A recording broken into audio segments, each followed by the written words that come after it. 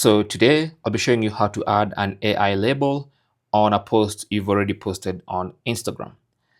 Now, Instagram has very advanced tools that can detect AI generated content, and it's going to automatically put the AI label on AI generated content automatically. But let's say there's some content that was not labeled with AI label, but you know it was an AI generated content and you want to give it that label.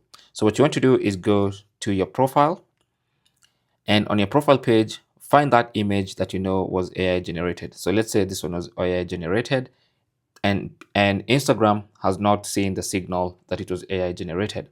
So on that post, tap on the three dots in the top right corner and then tap on edit. Now on the edit page, you will see add AI label.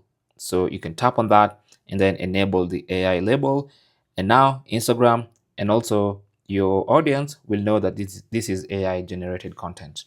Okay, simple as that. So that is basically how to add an AI label to Instagram posts after the fact. Thanks for watching. Don't forget to like and subscribe. And if you have any comments or questions, talk to us down in the comment section. Good luck.